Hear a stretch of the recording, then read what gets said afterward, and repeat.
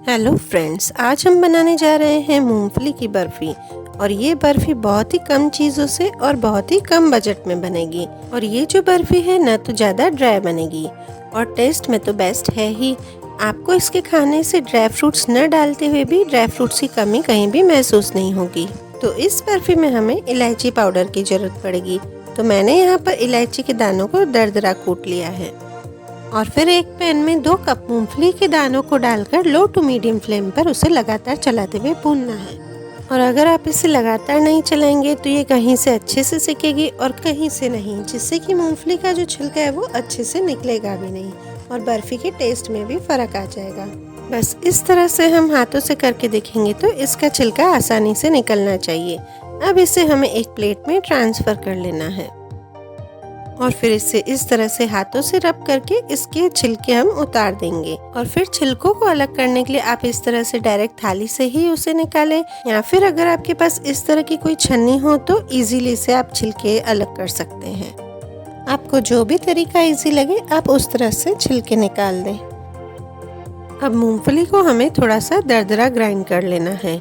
और जब भी हम पीनट को ग्राइंड करें तो उसे 1 सेकंड तक चलाकर फिर से बंद करें, फिर से 1 सेकंड तक चलाकर फिर से बंद करें। इस तरह हमारे 2 या 3 बार में ही पीनट अच्छे से ग्राइंड हो जाएंगी।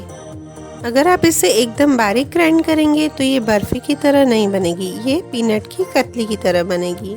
क्योंकि जब हम मूंगफली की कतली बनाते हैं तो उसमें हमें मूंगफली को एकदम बारीक ग्राइंड करना पड़ता है। और जब हम मूंगफली की बर्फ़ी बनाते हैं तो उसमें हमें खाने में थोड़े से पीनट चंक्स आते हैं तो बहुत ही बढ़िया लगते हैं। और ग्राइंड करने के बाद अगर थोड़े से ये पूरे पीनट्स के दाने बच जाते हैं तो उसे निकाल कर फिर से जो हम दूसरे पीनट्स ग्राइंड करेंगे उसके साथ ही ग्राइंड कर लेंगे। और अब हमें इसकी एक तार की चाशनी बनानी है।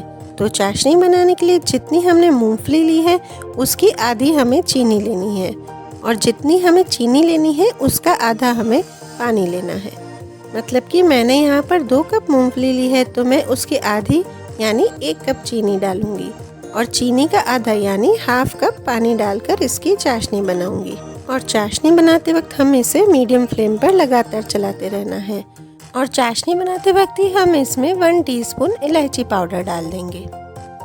और अगर आपको मेरी वीडियो अच्छी लगे तो प्लीज़ इसे लाइक कर देना और सब्सक्राइब करके मेरे चैनल को सपोर्ट करें। तो ये जो चाशनी है वो हमें एक तार की बनानी है। तो उसके लिए हमें चीनी को पहले अच्छे से मेल्ट होने देना है, उसके बाद इसमें 8 से 10 उबाल आने देने हैं। और उसके बाद अगर उबाल आ जाए तो हम इसे उंगली से चेक करेंगे कि इसकी चाशनी एक तार की बननी चाहिए।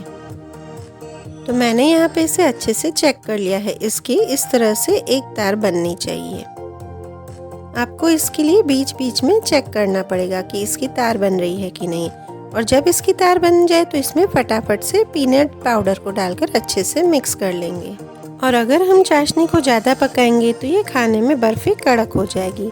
अगर आपको लगे कि आपकी चाशनी ज़्यादा पक गई है या थिक हो गई है या 2 तार की बन गई है तो आप फिर इसमें थोड़ा सा पानी डालकर इसे फिर से मिक्स करें और फिर से वापस चेक करें कि ये 1 तार की बन रही है कि नहीं।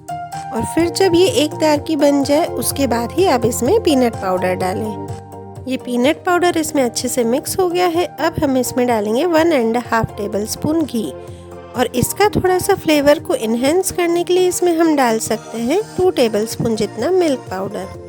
मिल्क पाउडर डालना एकदम ही ऑप्शनल है। अगर आपके पास मिल्क पाउडर अवेलेबल नहीं हो तो आप इसे स्किप भी कर सकते हैं। इस बर्फ़ी का टेस्ट बिना मिल्क पाउडर के भी बहुत ही अच्छा आता है। और फिर हमें इस मिक्सचर को आधा मिनट तक लगभग और लो टू मीडियम फ्लेम पर चलाना है, जिससे कि जो ये मिक्सचर है वो पैन से थोड़ा सा अलग होने लगे अपने आप। और फिर मैंने पहले से ही यहाँ पे बर्फ़ी के मोल्ड को घी से ग्रीस कर लिया था। देखिए अब ये मिक्सचर इस तरह से पैन से अलग होने लगा है, मतलब छूटने लगा है अपने आप। तो अब हम इसे इस मोल्ड में उतार देंगे। अगर आपके पास इस तरह का मोल्ड नहीं हो तो आप किसी थाली को घी या ऑयल से ग्रीस कर लें और इसे सेट होने के लिए इसे रूम टेम्परेचर पर आने देंगे। और आप इसे ऊपर से ड्राई फ्रूट्स या सिल्वर पेपर से गार्निश कर लें। ये मिठाई आप किसी भी ओकेजन पर बना सकते हैं, दिवाली हो या राखी हो। और ये मिठाई बच्चों और बड़ों दोनों को ही बहुत पसंद आएगी। और ये मिठाई जो है वो बहुत ही कम बजट में बन जाएगी। और इस तरह से अगर आप ड्राई फ्रूट से गार्निश करते हैं तो एक बार इसे प्रेस ज़रूर कर दीजिएगा। और जब ये हल्का सा गर्म हो तो हल्के गर्म में ही हमें इसके पीसेस कर लेने हैं। देखिए कितनी स्मूथली ये कट भी रही है। इसकी कटिंग से ही पता चल जाता है कि ये बर्फ़ी कितनी सॉफ्ट बनी है। यकीन मानिए ये मिठाई खाने में इतनी अच्छी लगती है कि मेरे घर में तो ये एक दिन में ही सबने ख़त्म कर दी थी।